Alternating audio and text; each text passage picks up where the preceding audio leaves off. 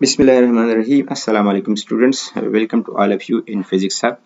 Student, आज के lecture में हम डिस्कस करेंगे ईटा इंडिकेट के हवाले से जो क्रैश कोर्स है 2026 उसके हवाले से हम आज काइनेटिक एनर्जी पे बात करेंगे और इसका जो रिलेशन है मास के साथ, वेलोसिटी के साथ, मोमेंटम के साथ। आज के लेक्चर में हम कुछ शॉर्ट ट्रिक्स जो है और शॉर्टकट्स उसको भी डिस्कस करेंगे, कुछ खास जो फार्मूलाज है उसको भी डिस्कस करेंगे, मुख्तलिफ ग्राफ्स भी डिस्कस करेंगे। तो चलो स्टार्ट करते हैं और stay tuned with me. Question में मैं अपने एक क्वेश्चन से जो है लेक्चर का आगाज करूंगा और क्वेश्चन क्या है वो ये है कि if two bodies have same kinetic energies but different masses who will move faster. अगर दो बॉडीज है, इनकी काइनेटिक एनर्जी सेम है लेकिन इनके मासेस डिफरेंट है, मतलब एक मास ज्यादा है दूसरे से, तो फिर कौन सी बॉडी जो है वो तेज जो है मूव करेगी, फास्टर मूव करेगी। ठीक है, तो आज के लेक्चर में हमने ये डिस्कस करना है काइनेटिक एनर्जी का मास के साथ क्या रिलेशन है और इसी तरह इसका जो है वेलोसिटी के साथ क्या रिलेशन है और मोमेंटम के साथ क्या रिलेशन है। यानी मोमेंटम अगर हम इंक्रीज कर दे, डबल कर दे, ट्रिपल कर दे या हाफ कर दे तो काइनेटिक एनर्जी पे क्या इफेक्ट पड़ेगा। इसी तरह वेलोसिटी को अगर हम इंक्रीज या डिक्रीज करें तो काइनेटिक एनर्जी पे क्या इफेक्ट पड़ेगा और इसी तरह अगर मास को हम इंक्रीज या डिक्रीज करें तो काइनेटिक एनर्जी पे क्या इफेक्ट पड़ेगा। इसके हवाले से आज हम बात करेंगे। ठीक है, अच्छा चलो स्टार्ट करते हैं।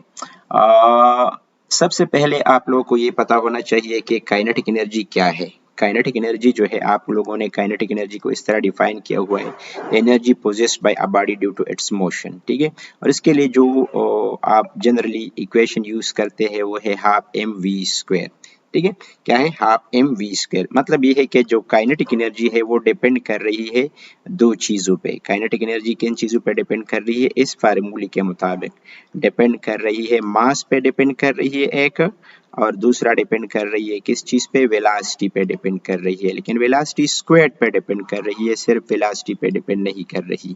ठीक है, लेकिन इस काइनेटिक एनर्जी को हम एक और फॉर्म में भी लिख सकते हैं, वो ये है कि आप लोगों ने पढ़ा है मोमेंटम के हवाले से कि मोमेंटम किसी भी बॉडी का जो मास है और इसकी वेलोसिटी का जो प्रोडक्ट है इसको कहते हैं मोमेंटम। ठीक, अच्छा जी, अब मैं अगर इस तरह करूं कि ये जो मोमेंटम है P is equal to m v, ठीक है, इसके दोनों साइड पे मैं लेट से अगर स्क्वायर ले लूं, यानी इस साइड पे भी स्क्वायर ले लूं और इस साइड पे भी स्क्वायर ले लूं तो एम स्क्वायर वी स्क्वायर होगा। अब अगर दोनों साइड को मैं 2m से डिवाइड कर दूं, यहाँ भी और यहाँ भी 2m से डिवाइड कर दूं, एक m इसके साथ कैंसिल होगा तो ये बाकी जो टर्म बचेगा वो बराबर होगा हाफ एम वी स्क्वायर के बराबर होगा। और लेफ्ट साइड पे अगर आप देखें तो ये क्या है, P square divide by 2m है। तो ये हाफ एम वी स्क्वायर क्या है, ये तो काइनेटिक एनर्जी है। इसका मतलब है कि काइनेटिक एनर्जी का मोमेंटम के साथ भी रिलेशन है और वो क्या है, P square divide by 2m। ठीक है, तो इसके हवाले से भी बात करेंगे कि काइनेटिक एनर्जी सिर्फ मास और वेलोसिटी पे डिपेंड नहीं कर रही बल्कि तीसरी चीज भी है, वो क्या है, मोमेंटम पे भी डिपेंड कर रही है। और मोमेंटम पे किस तरह डिपेंड कर रही है कि मोमेंटम का जो स्क्वायर है इस पे डिपेंड कर रही है।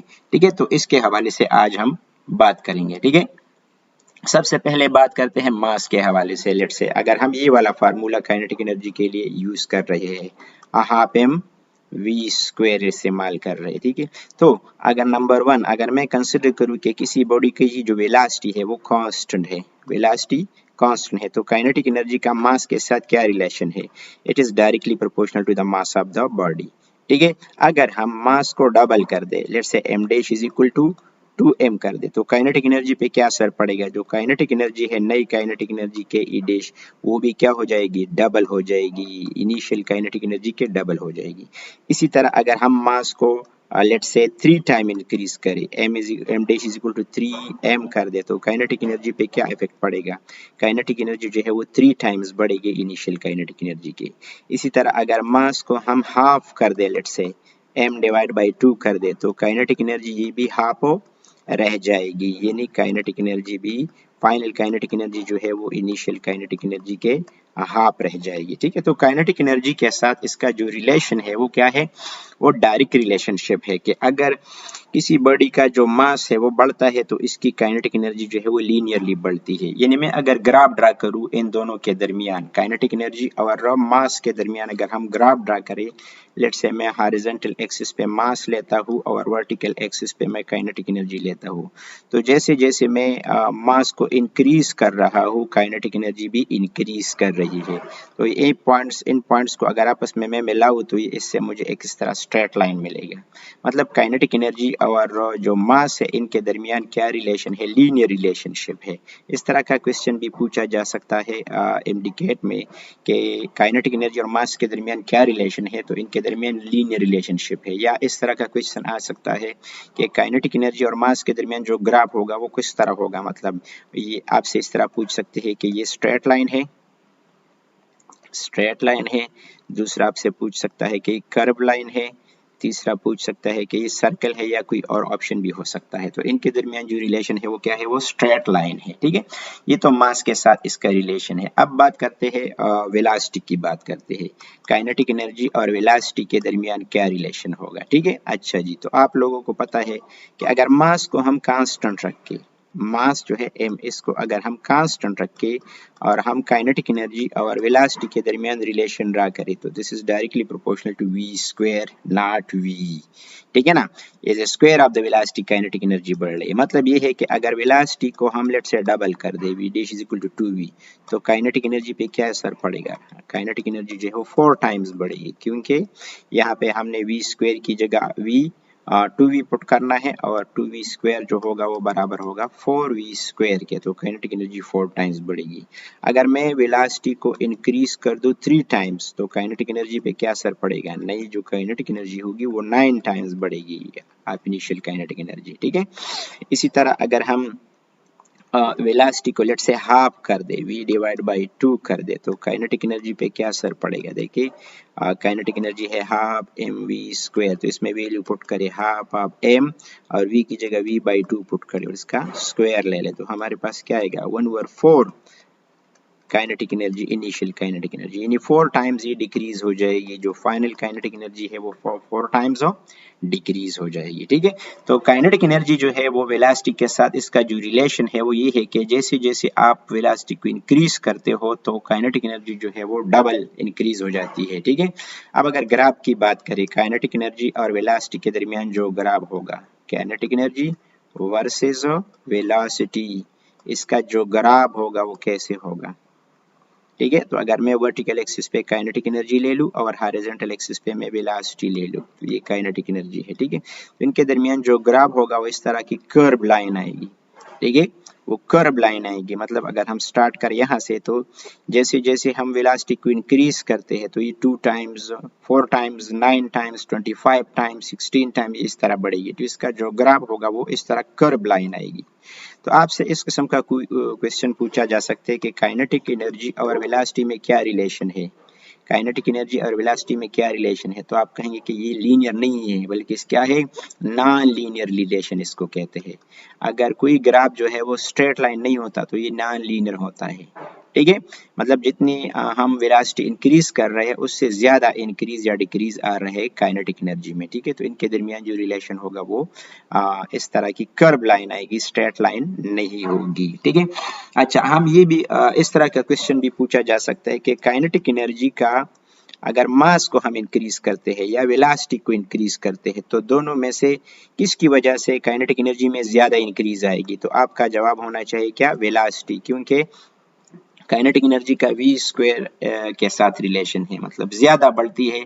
अगर हम मास को बढ़ाते हैं तो काइनेटिक एनर्जी में इतना इंक्रीज नहीं आता, लेकिन अगर हम वेलोसिटी को इंक्रीज करते हैं तो काइनेटिक एनर्जी में बहुत ज्यादा इंक्रीज आता है। ठीक है, अच्छा जी, अब हम मोमेंटम के साथ इसका रिलेशन स्टडी करते हैं कि काइनेटिक एनर्जी का मोमेंटम के साथ क्या रिलेशन है। ठीक है, क्या रिलेशन होगा मोमेंटम के साथ। ठीक है, तो थोड़ी देर पहले मैंने आपको समझाया कि जो काइनेटिक एनर्जी है और मोमेंटम है इन दोनों में ये रिलेशन है, p square divide by 2m। अब अगर हम मास को कांस्टेंट रख के, जो मास है वो लेट से कांस्टेंट है, तो काइनेटिक एनर्जी का मोमेंटम के साथ क्या रिलेशन होगा, it is directly proportional to p square, यानी मोमेंटम और काइनेटिक एनर्जी का रिलेशन और वेलोसिटी और काइनेटिक एनर्जी का रिलेशन सेम आएगा। वहाँ काइनेटिक एनर्जी बढ़ रही थी as a square of velocity और यहाँ भी काइनेटिक एनर्जी बढ़ रही है as a square of momentum.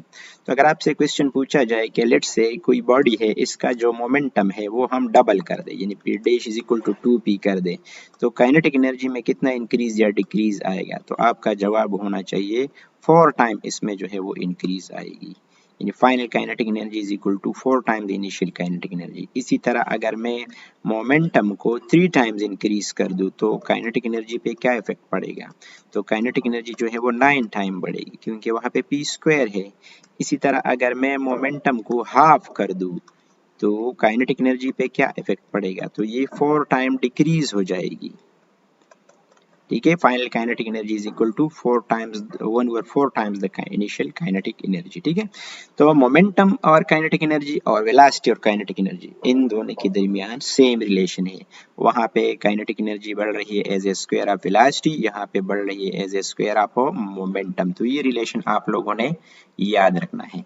अब अगर ग्राफ की बात करें कि मोमेंटम और काइनेटिक एनर्जी के दरमियान जो ग्राफ होता है, ग्राफ आप काइनेटिक एनर्जी वर्सेस मोमेंटम, तो इसका ग्राफ किस तरह होना चाहिए। वर्टिकल एक्सिस पे हमने लेना है काइनेटिक एनर्जी और हॉरिजॉन्टल एक्सिस पे हमने लेना है मोमेंटम।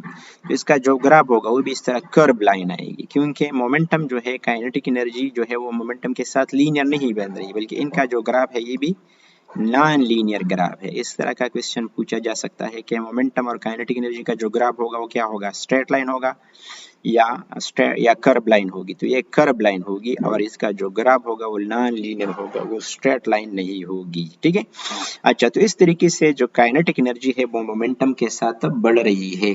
तो आप इस तरह लिख सकते हैं कि काइनेटिक एनर्जी के दरमियान और मोमेंटम के दरमियान जो रिलेशन है वो क्या होगा, वो नॉन लीनियर रिलेशन होगा। अब इन सारे रिलेशंस को अगर है मैं कंक्लूड करूँ एक ही जगह पे, तो यहाँ पे मैं लिखूंगा फिजिकल क्वांटिटी लिखूंगा, क्वांटिटी जिसको हमने कांस्टेंट रखा है। अगर हम एक क्वांटिटी को कांस्टेंट रखते हैं, ठीक है, तो दूसरी क्वांटिटी पे क्या इफेक्ट पड़ेगा उस पे मैं डिस्कस कर रहा हूँ, और तो इनका रिलेशन क्या होगा। ठीक है, तो पहले अगर मैं कंसिडर करूं कि लेट्स से मास कांस्टेंट है, मास कांस्टेंट है, तो काइनेटिक एनर्जी का वेलोसिटी के साथ क्या रिलेशन है, काइनेटिक एनर्जी का रिलेशन जो है v स्क्वायर है, मतलब square of the velocity kinetic energy बढ़ रही है। अगर मैं वेलोसिटी को कांस्टेंट रखूं, वेलोसिटी को कांस्टेंट रखूं, तो काइनेटिक एनर्जी का मास के साथ क्या रिलेशन है, काइनेटिक एनर्जी का जो मास के साथ रिलेशन है वो डायरेक्ट रिलेशनशिप है। लेकिन अगर मैं मोमेंटम को कांस्टेंट रखूं, मोमेंटम को कांस्टेंट रखूं, तो काइनेटिक एनर्जी का मोमेंटम के साथ जो रिलेशन होगा वो इनवर्स होगा। तो देखिए यहाँ पे वो ये वाला फार्मूला हम इस्तेमाल कर रहे हैं, हाफ ऑफ mv स्क्वायर। यहाँ पे काइनेटिक एनर्जी डायरेक्टली प्रोपोर्शनल है मास के, लेकिन यहाँ पे मैं कौन सा फार्मूला यूज कर रहा हूँ, यहाँ पे मैं मोमेंटम वाला फार्मूला यूज कर रहा हूँ। तो यहाँ पे देखिए काइनेटिक एनर्जी इनवर्सली प्रोपोर्शनल है मास के। तो ये चीज आप लोगों ने याद रखनी है कि अगर वेलोसिटी कांस्टेंट है तो काइनेटिक एनर्जी मास के डायरेक्टली प्रोपोर्शनल है, अगर मोमेंटम कांस्टेंट है तो फिर काइनेटिक एनर्जी इनवर्सली प्रोपोर्शनल है मास के। तो ये ट्रिक्स आप लोगों ने याद रखने हैं।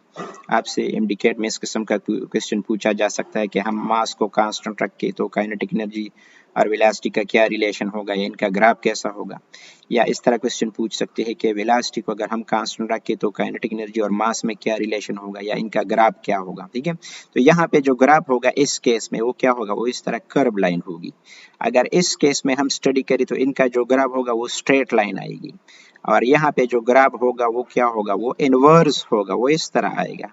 ये आप लोगों ने याद रखना है। अगर मोमेंटम कांस्टेंट है और काइनेटिक एनर्जी और मास के दरमियान रिलेशन ड्रा करें, ये काइनेटिक एनर्जी है और ये मास है, तो जैसे जैसे मास बढ़ रहा है काइनेटिक एनर्जी डिक्रीज हो रही है। तो ये स्ट्रेट लाइन तो है लेकिन इनवर्स स्ट्रेट लाइन, मतलब इनवर्स रिलेशनशिप है यहाँ पे।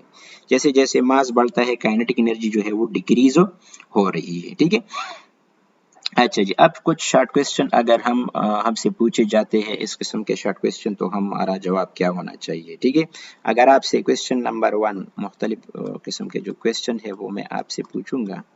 क्वेश्चन नंबर 1 है, अगर आपसे ये पूछा जाए कि लेट्स से किसी बॉडी का जो मास है वो कांस्टेंट है लेकिन इसकी वेलोसिटी को हमने डबल कर दिया है, तो काइनेटिक एनर्जी जो है, फाइनल काइनेटिक एनर्जी वो क्या होगी। तो आपके पास ऑप्शन होना चाहिए कि काइनेटिक एनर्जी सेम है, बी ऑप्शन आपके पास है कि काइनेटिक एनर्जी जो है वो 2 टाइम बढ़ेगी, ये डैश नहीं है इस पे। ठीक है, और सी ऑप्शन आपके पास है कि 4 टाइम काइनेटिक एनर्जी बढ़ेगी, और डी ऑप्शन आपके पास है कि काइनेटिक एनर्जी जो है वो हाफ रह जाएगी। तो आपका आंसर कौन सा होना चाहिए? तो देखिए आप लोगों को पता है कि काइनेटिक एनर्जी जो है that is direct equal to half m v square. मतलब जो काइनेटिक एनर्जी है इसका वेलोसिटी के साथ क्या रिलेशन है? As a square. तो अगर हम v डैश को 2v रखते हैं जो काइनेटिक एनर्जी जो है वो नहीं, वो बराबर होगी half of m v dash square.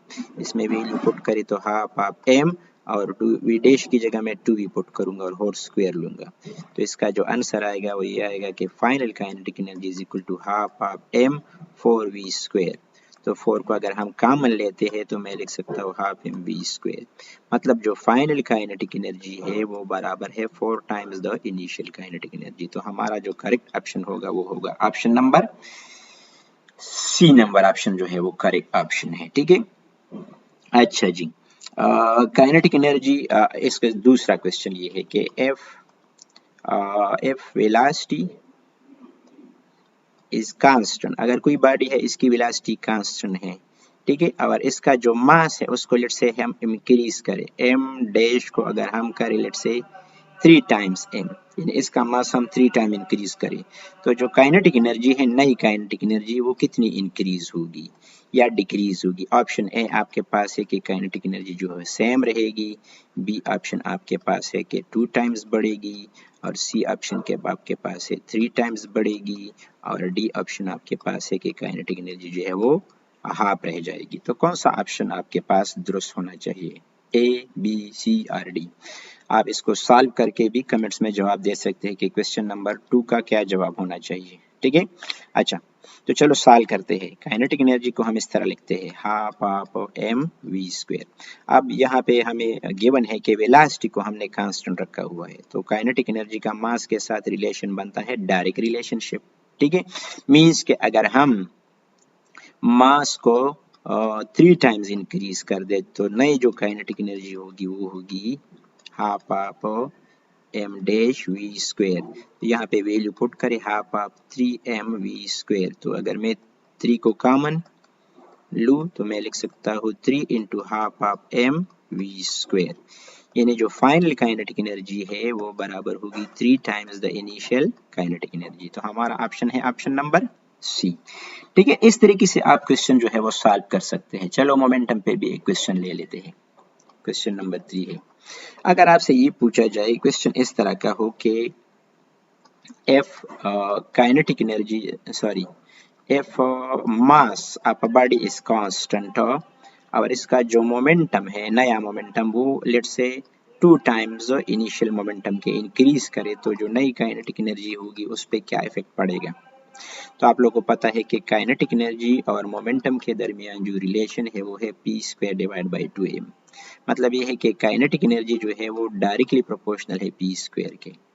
तो अगर मैं मोमेंटम को 2 टाइम्स इंक्रीज करूँ यानी 2p, तो काइनेटिक एनर्जी जो है वो कितने टाइम्स इंक्रीज होगी? आपके पास ऑप्शन है कि काइनेटिक एनर्जी जो है वो कांस्टेंट रहेगी, बी दूसरा ऑप्शन है 2 टाइम इंक्रीज होगी, सी 4 टाइम इंक्रीज होगी, और डी यहाँ पे ऑप्शन है लेट से हाफ रह जाएगी।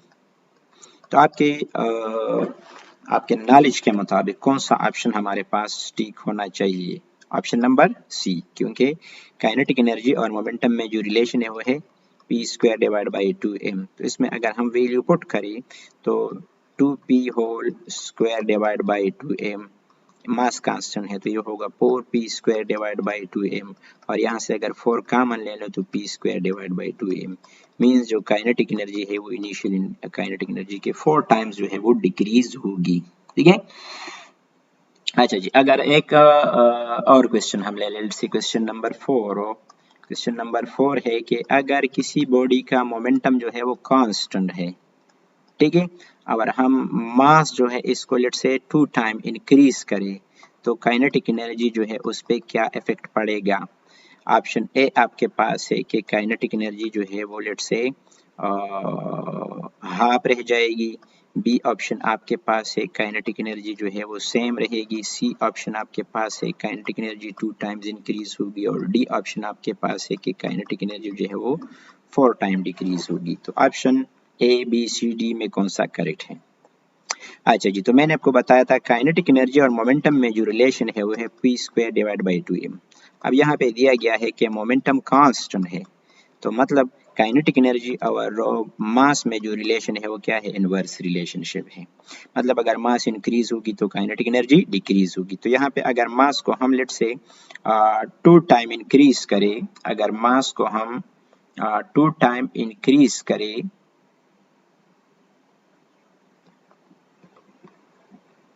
अच्छा जी, अगर मास को लेट से हम 2 टाइम इंक्रीज करें, m dash is equal to 2m, तो काइनेटिक एनर्जी पे क्या इफेक्ट पड़ेगा। तो देखिए kinetic energy is equal to P square divide by 2m। अब p तो कांस्टेंट है लेकिन सिर्फ हम मास को इंक्रीज कर रहे हैं, तो मैं लिखूंगा पी स्क्वायर डिवाइड बाई 2, और मास को कितना इंक्रीज किया हुआ है हमने 2 टाइम इंक्रीज किया हुआ है इसको, तो मैं लिख सकता हूँ 1/2 into P square divide by 2m, यानी जो फाइनल काइनेटिक एनर्जी है वो इनिशियल काइनेटिक एनर्जी के हाफ रह जाएगी। तो हमारे लिए जो करेक्ट ऑप्शन होगा वो कौन सा होगा, ऑप्शन नंबर ए होगा। ठीक है, इस तरीके से हम काइनेटिक एनर्जी, मोमेंटम और जो मास वगैरह है इनके दरमियान जो डिफरेंट रिलेशन है वो हम ड्रा कर सकते हैं। तो मैं कुछ लास्ट में शॉर्ट टेक्स्ट जो है वो लिखने जा रहा हूँ, इसको आप लोगों ने नोट करना है। नंबर 1 ये हमने पढ़ा है कि kinetic energy is directly proportional to mass अगर v जो है वो कांस्टेंट है, ये आप लोगों ने याद रखना है। ठीक है, अच्छा जी, दूसरा हमने ये पढ़ा कि काइनेटिक एनर्जी जो है वो डायरेक्टली प्रोपोर्शनल है v स्क्वायर के अगर मास हमारे पास क्या है, कांस्टेंट है।